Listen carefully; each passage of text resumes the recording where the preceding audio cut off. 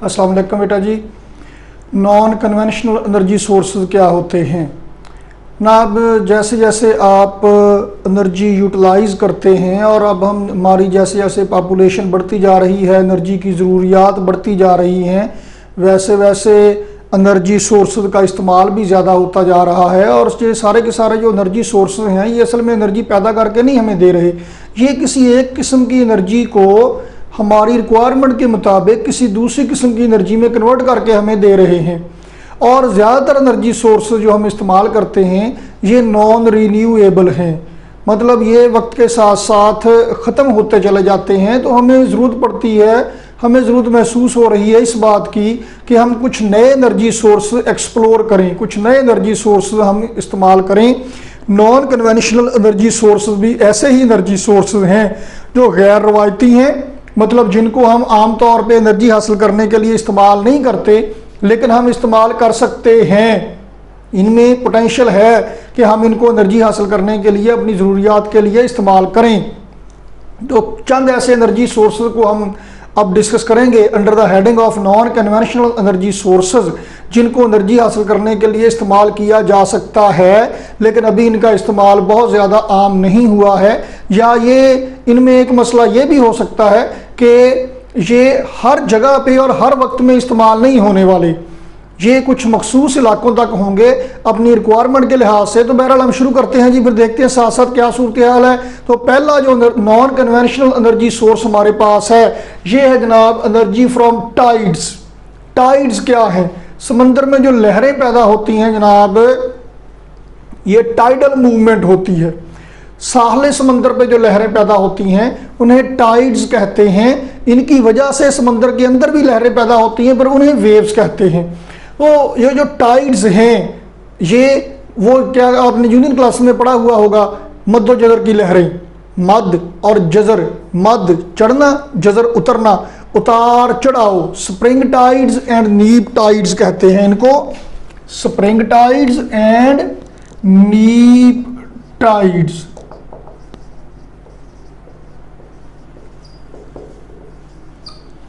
जनाब ये कब पैदा होती हैं और क्यों पैदा होती हैं? ये ग्रेविटी की वजह से पैदा होती हैं। होता ये है कि जब ये है जनाब आली ज़मीन, ये है जनाब सूरज और ये है जनाब आली फ़िलहाल यहाँ पे है चाँद। ज़मीन पर एक ही वक्त में ग्रेविटेशनल फोर्स अमल कर रही है, ज़मीन और चाँद के दरमियान भी है, ज़मीन और सूरज के दरमियान भी है। तो अगर सूर्य की ग्रेविटी ज़मीन पर अमल करती है तो ज़मीन की ग्रेविटी भी सूर्य पर अमल करती है। इसी तरह से चाँद की ग्रेविटी ज़मीन पर अमल करती है और ज़मीन की ग्रेविटी चाँद पर अमल करती है। Gravitational force is mutual force. तो इसकी वजह से दो मेजर सूरत हाल को हम डिस्कस करेंगे। एक ये सिचुएशन है जबकि सूरज, चाँद और ज़मीन आपस में एक लाइन में नहीं है, इस तरह की सूरत हाल में है। जबकि दूसरी सूरत हाल ये है कि सूरज, ज़मीन और चांद या तो यहाँ पे है या फिर यहाँ पे है। एक महीने में दो बार, एक दफ़ा चांद यहाँ पे आएगा, एक दफ़ा यहाँ पे आएगा, तो एक महीने में दो बार ये इन लाइन होंगे। तो वो वक्त, वो सूरत हाल जब ज़मीन, चांद और सूरज ये एक लाइन पे होंगे, उस वक्त ज़मीन पर अमल करने वाली ग्रेविटेशनल फोर्स एक ही सिमत में मैक्सिमम होगी, क्योंकि ये एक ही सिमत में सारे हैं। और जब चांद, ज़मीन और सूरज ये एक लाइन में नहीं होंगे, इस वक्त ज़मीन पर अमल करने वाली ग्रेविटी मिनिमम है। अगरचे ये फ़र्क थोड़ा सा है और हमें या जो दूसरे जो मटेरियल ऑब्जेक्ट हैं, जो सॉलिड ऑब्जेक्ट हैं, उनको ये फ़र्क कोई ज़्यादा महसूस नहीं होता, लेकिन समुद्रों में जो पानी है, क्योंकि पानी की डेंसिटी कम है इसलिए उस पर ये असर ज़्यादा प्रोमिनेंट होता है। और उसका फ़र्क ये पड़ता है कि जब ज़मीन, चांद और सूरज एक लाइन में है उस वक्त समुद्र का पानी ज़्यादा उछलता है, ज़्यादा ऊपर आता है। उसमें जो लहरें पैदा होती हैं, टाइड्स पैदा होती हैं, वो कहलाती हैं स्प्रिंग टाइड्स, मद की लहरें। कहते समुद्र चढ़ा हुआ है, ये महीने में 2 दिन ऐसा होता है, 2 दफ़ा ऐसा होता है। और जब ये एक लाइन में नहीं है इस वक्त नीप टाइड्स हैं। जजर लेने से कीमत कम हो जाती है ना, तो जजर की जो लहरें हैं, नीप टाइड्स, ये कम होती हैं। इस वक्त समंदर उतरा हुआ है, तो साहले समंदर पर आप इस फैक्ट को इस्तेमाल कर सकते हैं एनर्जी हासिल करने के लिए। तो आप कैसे इसको इस्तेमाल करेंगे एनर्जी हासिल करने के लिए? आप ओशन पे छोटे छोटे डैम बनाएंगे, और हमसे तो खैर बड़े छोटे बनता ही कुछ नहीं, लेकिन ये वो बनाएंगे जिनकी नीयत होगी बनाने की। तो जनाब ये देखें जी, ये फर्ज कर लेते हैं जी कि समंदर है, समंदर के यहाँ पे ये ओशन है और यहाँ पे गहराई बिल्कुल ना होने के बराबर है। जैसे जैसे आप आगे जाएंगे गहराई ज़्यादा होती जाएगी। तो होगा ये कि जब नीप टाइड्स होंगी तब समंदर का लेवल यहाँ तक है, फर्ज करें, और जब स्प्रिंग टाइड्स होंगी, जब समंदर चढ़ा हुआ होगा, तब लहरों का लेवल आ जाता है जनाब यहाँ तक। तो हम क्या करेंगे जी, हम यहाँ पे बना लेंगे एक दीवार, ऐसे करके इस दीवार में हम यहाँ पे लगाएंगे जनाब आली टरबाइन। ये टरबाइन क्या होती है? आपने जनरेटर देखे हुए हैं, जनरेटर को घुमाने के लिए इंजन इस्तेमाल होता है। वो इंजन घुमाता है डायनमो को, वो डायनमो बिजली पैदा करती है। अगर आप उस डायनमो को घुमाने के लिए आप इंजन की बजाय वो पंखा सा लगा लें, जैसे पंखा होता है घरों में, जो पंखा होता है सीलिंग फैन है या पेडिस्टल फैन है, उसके पर ऐसे होते हैं, आप इस तरह की बजाय पर ऐसे कर लें। तो अब जब जैसे इन परों पे जब पानी पड़ेगा, कहते हैं ना परों पे पानी नहीं पड़ने देता, तो इन परों पे पानी पड़ने देना है। तो जब यहाँ पानी पड़ेगा तो ये घूमेंगे और ये लगे होंगे डायनमो के साथ, ये डायनमो घुमाएंगे, और ये जो पर से हैं या इस तरह से मिलता जुलता कोई मैकेनिज्म होगा, ये है जनाब टरबाइन। तो यहाँ पे लगाएंगे हम टरबाइन, सैम्बल उसका मैं ऐसे बना देता हूँ, पंखा सा बना देता हूँ। लो जनाब, तो होगा ये कि चले नीप टाइड से शुरू करते हैं। जब पानी का लेवल इतना का है, जैसे जैसे ये चांद ज़मीन सूरज एक लाइन में आते जाएंगे, ग्रेविटी बढ़ती जाएगी, समंदर चढ़ता जाएगा, लहरें ज़्यादा पैदा होंगी, लेवल पानी का थोड़ा ऊपर आता जाएगा। तो यहाँ से पानी इस रास्ते से, इस गेटवे से अंदर दाखिल होगा। जब अंदर दाखिल होगा तो ये टरबाइन को घुमाएगा। देखिए ना पानी का लेवल यहाँ पे है, यहाँ से इधर को आना शुरू हो जाएगा, ये टरबाइन को घुमाएगा, टरबाइन के साथ डायनेमो लगी होगी, वो बिजली पैदा करेगी। पानी अंदर आते आते आते आते स्प्रिंग टाइड्स होंगी। लो जनाब, ये लेवल यहाँ तक हो गया जी, भर गया यहाँ तक पानी। तो अब अंदर जब आ रहा था, टरबाइन घुमाई, उसने जनरेटर को घुमाया और मतलब डायनेमो को घुमाया और बिजली पैदा की। अब हम इसको ब्लॉक करेंगे, और जब ज़मीन, चांद और सूरज एक लाइन से बाहर निकलना शुरू होंगे, ग्रेविटी का असर थोड़ा थोड़ा कम होना शुरू होगा, तो लहरें भी थोड़ी सी, टाइड्स भी थोड़ी सी कम होना शुरू हो जाएंगी। नतीजा क्या होगा? अब वाटर विल रश आउट। ये आपका डैम है दरमियाने से साइज का। अब यहाँ से पानी बाहर जाना शुरू होगा। जब यहाँ से पानी बाहर जाना शुरू होगा तो आप चाहें तो इसके लेवल बना के एक टरबाइन यहाँ पे लगाइए, यहाँ पे भी लगा सकते हैं जी, एज पर रिक्वायरमेंट। तो जब पानी यहाँ से बाहर को जाएगा तब फिर ये टरबाइन घूमेंगी और ये डायनेमो को घुमाएगी और बिजली पैदा करेगी, और पानी बाहर को जाते जाते जनाब लेवल कम होते होते इतना लेवल हो गया जी। अब ये लोएस्ट लेवल है, यहाँ से अब लेवल बढ़ना शुरू होगा, पानी अंदर आना शुरू होगा, फिर से टरबाइन को घुमाएगा, जनरेटर बिजली पैदा करेगा। तो हर दफ़ा जब मद्दोजदर की लहरें, spring tides and deep tides पैदा होंगी, पानी या तो अंदर आ रहा होगा या बाहर जा रहा होगा, और दोनों केसेस में ये जनरेटर को टरबाइन को घुमाएगा और जनरेटर को घुमाएगा, बिजली पैदा करेगा। तो हमें साले समंदर पे इस तरह से एनर्जी काफ़ी हद तक हासिल हो सकती है। और जनाब ये प्रोजेक्ट उन इलाकों में ज़्यादा कारआमद है जहाँ पर किनारे से करीब ही समंदर की गहराई शुरू हो जाती है। तो वहाँ पे थोड़े फासले पर ही दीवार सी बना के डैम बनाया जा सकता है।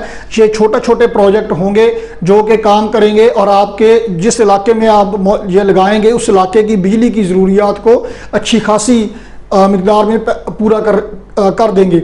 और ये बात याद रखें कि आजकल जैसे अब हमारा लिविंग स्टाइल है, ज़्यादातर एनर्जी हमें इलेक्ट्रिकल एनर्जी की शक्ल में चाहिए होती है। अगर हमें बिजली मिल जाए तो खासी हद तक हमारी सारी रिक्वायरमेंट पूरी हो जाती है, हवा की, रोशनी की, किचन की ज़रूरियात, और जितनी भी हमारी बेसिक नेसेसिटीज़ हैं वो बिजली से हमारी पूरी हो जाती हैं। हमारे अप्लायंसेस सारे के सारे बिजली पर ही काम कर रहे हैं। तो हमारी कोशिश यही है कि हमें किसी भी किस्म की एनर्जी जो हासिल हो हम उसे इलेक्ट्रिकल एनर्जी में कन्वर्ट कर लें, और फिर उस इलेक्ट्रिकल एनर्जी से फिर जो भी रिक्वायरमेंट, जो भी ज़रूरियात हैं हमारी, वो पैदा कर लें। तो ये जनाब एनर्जी फ्रॉम टाइड्स। अब हम आगे चलते हैं जनाब।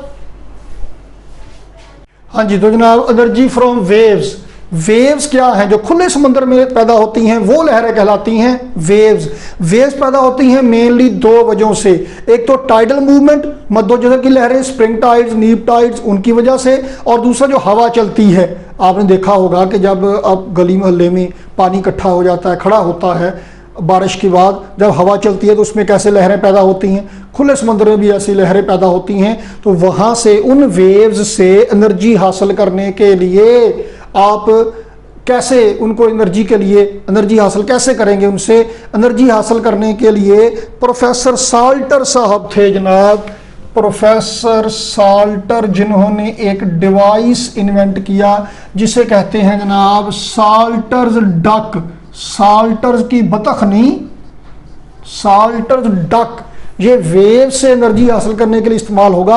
अगरचे मैंने कहा कि खुले समंदर में, लेकिन आप साहल पे भी, बिल्कुल साहल पे नहीं, थोड़ा सा गहराई में करके आप इसको भी ये इंस्ट्रूमेंट लगा सकते हैं। अभी देखते हैं कि ये कैसे काम करेगा। साल्टर्स डक क्या है? जो बुनियादी बनाया गया डिवाइस एनर्जी हासिल करने के लिए प्रोफेसर साल्टर ने, वो जनाब सिंपल जो था वो दो हिस्सों पे मुश्तमिल था। एक था जनाब बैलेंस फ्लोट, एक चूंकि ये बनाया गया था खुले समंदर में एनर्जी हासिल करने के लिए। ये खुले समंदर में एनर्जी हासिल करके जो एनर्जी है, वेव से एनर्जी मिलेगी, उसको इलेक्ट्रिकल एनर्जी में कन्वर्ट किया जाएगा, बिजली बनाई जाएगी। तो वो बिजली खुले समंदर में इस्तेमाल कौन करेगा?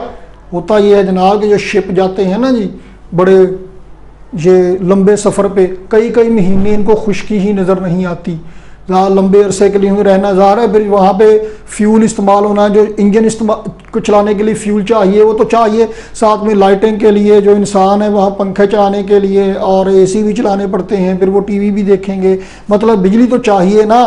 तो अगर वो ऐसे जो हम बनाने वाले हैं अभी साल्टर डक, ये इस्तेमाल करें और वेव से एनर्जी लेके कुछ बिजली, तो काफ़ी सारा उनकी बिजली की ज़रूरियात का हिस्सा यहाँ से पूरा हो जाएगा, तो उनका फ्यूल बच सकता है। तो जनाब चूँकि उसने ये तैरता रखने में, जो बैलेंस फ्लोट है ये सिर्फ एक फट्टा है जो तैरता रखने में डिवाइस की मदद करेगा। और इसके साथ है जनाब अली, बैलेंस फ्लोट के साथ जो दूसरा हिस्सा है बेटा जी, ये कहलाता है डक फ्लोट। क्या कहलाता है? Duck float. ये कैसा है? ये जनाब देखें, मैं अभी बस रफ सा बनाने लगा हूँ, आपको अंदाज़ा हो जाएगा कि ये क्या है और कैसे काम करता है। आपने सिलाई मशीन देखी होगी जो पाँव से चलती है, उसका सिस्टम क्या होता है जी? उसके नीचे फट्टा होता है जिसको पाँव से ऐसे ऐसे करते हैं, वो वाइब्रेट करता है और ऊपर मोटर या उसका जो व्हील है वो घूमता है। ऐसी पुरानी आपने देखी होगी जी रेल, ट्रेन, उसमें भी दो पहियों के दरमियान डंडा लगा होता है, वो ऐसे वाइब्रेट करता है और पहिए घूमते हैं। बिल्कुल ऐसे ही डक फ्लोट में क्या है, ये इसके लगे हैं, वो फ्लैपर से कह लीजिए आप, पर से कह लीजिए, ये जब पानी जो वेव्स होंगी, लहरें होंगी, वो इसके ऊपर से इधर से थोड़ी बहुत हिलेंगी, ये वाइब्रेट करेगा। तो इसके वाइब्रेट करने के नतीजे में इसके अंदर लगी होगी जनाब आली डायनमो, वो घूमेगी। जब वो घूमेगी तो वो बिजली पैदा करेगी, तो तार लगा के बिजली निकाल के शिप के साथ साथ ये जनाब फेंक दिए जाएंगे समंदर में, और वेव एनर्जी को इलेक्ट्रिकल एनर्जी में कन्वर्ट करते जाएंगे, शिप चलता जाएगा, तो बिजली की ज़रूरियात का काफ़ी हिस्सा इससे पूरा हो जाएगा। What is the principle of Salter duck? क्या है जनाब इसका प्रिंसिपल? के रिलेटिव मोशन जो है इसकी और वेव्स की, उसके नतीजे में ये वाइब्रेट करेगा और इसके अंदर जो डायनमो लगी हुई है वो बिजली पैदा करेगी। तो जनाब अभी ये लेक्चर ख़त्म होता है तो एंड पे आपको वीडियो दिखाई जाएगी, उसमें देखिएगा 2-3 किस्मों के साल्टर डक होंगे। बिल्कुल इस तरह का नहीं होगा, अब तो इसकी बहुत एडवांस्ड फॉर्म्स आ गई हैं और ज़्यादातर हम अब इस्तेमाल कर रहे हैं उनको, कि उनको फिक्स कर दिया जाता है। तो अक्सर अगर फिक्स करना है तो बैलेंस फ्लोट की ज़रूरत नहीं है, तो कोई बड़ा प्रोजेक्ट लगाना है, छोटा प्रोजेक्ट लगाना है, लेकिन बैलेंस फ्लोट के बगैर, इसका मकसद है उसको तैरता रखना। तो अगर आप उसको फिक्स कर देंगे एक जगह पे, तो बाकी डक फ्लोट का काम है कि वो पानी की मूवमेंट की वजह से ये वाइब्रेट करेगा और एनर्जी, इलेक्ट्रिकल एनर्जी पैदा करते जाएगा। ये डायनमो के साथ कनेक्टेड होगा। अब इसके वाइब्रेट करने से वो डायनमो ने सिर्फ रोटेट करना है, इसने वाइब्रेट करना है। तो अभी आप वीडियो देखेंगे लेक्चर के एंड पे, जब मैं स्क्रीन से आउट होगा तब वीडियो चलेगी, उसमें देखिएगा फंक्शन दिखाया गया होगा डिटेल से कि कैसे एक शय के वाइब्रेट करने के नतीजे में गेयर्स या गरारियां लगा के दूसरी शय बिल्कुल घूम जाती है, और इसके वाइब्रेट करने से फिर आपको इलेक्ट्रिकल एनर्जी कैसे हासिल हो सकती है।